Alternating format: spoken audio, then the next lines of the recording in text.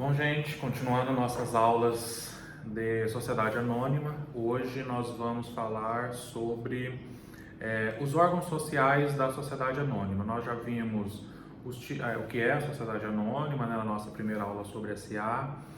Lembrando que essa é a nossa aula número 13 do nosso curso, né?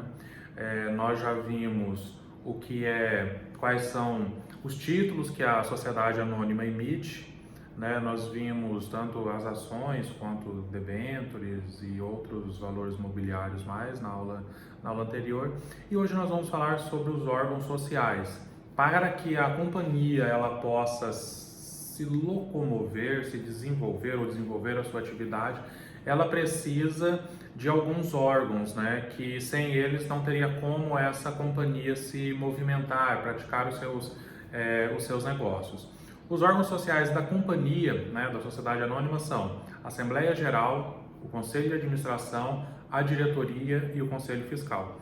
Nós vamos ver alguns aspectos aí bastante, né, ou mais importantes sobre esses órgãos da Sociedade Anônima, né? Então, tenham atenção.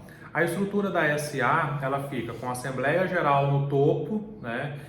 Abaixo dela, o Conselho de Administração e o Conselho Fiscal, que são eleitos pela própria Assembleia, e nós ainda podemos ter a diretoria executiva ou a diretoria ali vinculada ao Conselho Fiscal, e logo abaixo aí do Conselho de Administração, então é chamado de board, né? Pegando uma deixa aí, né, no sistema americano, né, a nomenclatura utilizada por lá. A Assembleia Geral das SAs é toda regulamentada na própria Lei de SA, entre os artigos 121 e 137. E em alguns outros dispositivos, que eu vou ainda passar para vocês durante essa aula, também há referências a respeito da Assembleia Geral. Sobre a Assembleia Geral, aí nos termos do artigo 121, nós podemos dizer o quê? Que ela é o órgão mais importante, né, da companhia e tem caráter exclusivamente deliberativo. Então, todas as deliberações da Assembleia Geral são exclusivas, né? Então, a Assembleia Geral é o órgão aí mais importante da Sociedade Anônima.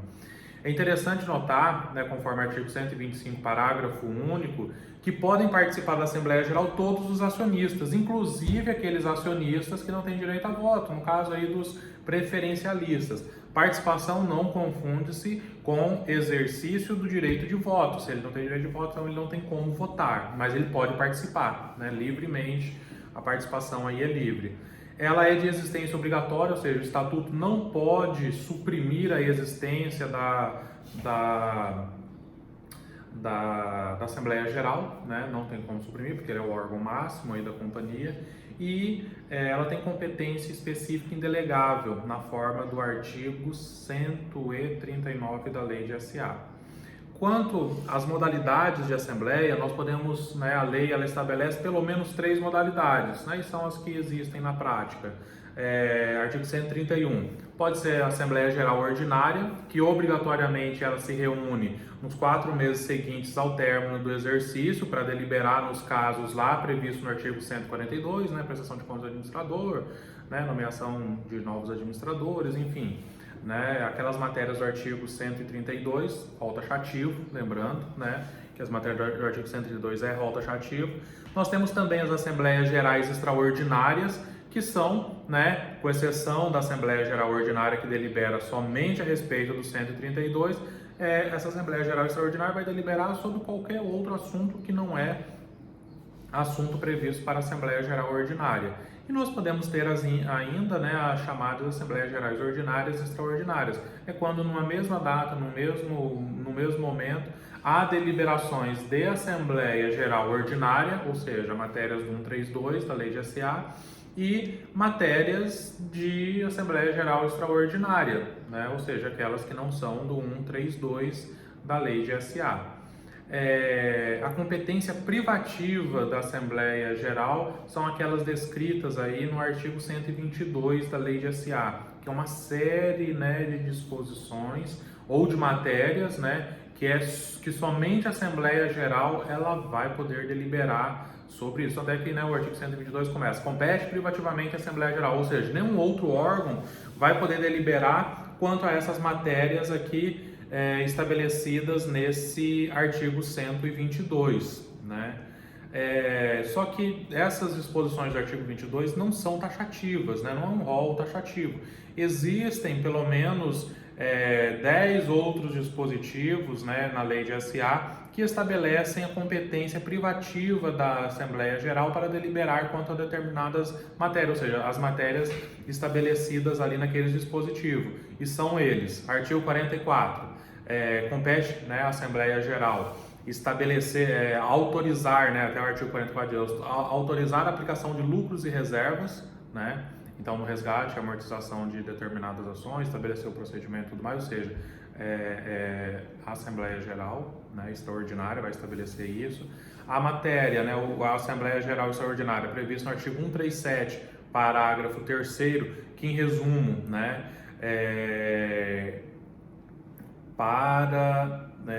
término do prazo, é o pagamento do reembolso das ações daqueles dissidentes, né, no artigo 137, parágrafo 3º. No artigo 152, compete ainda à Assembleia Geral fixar aí a remuneração dos administradores.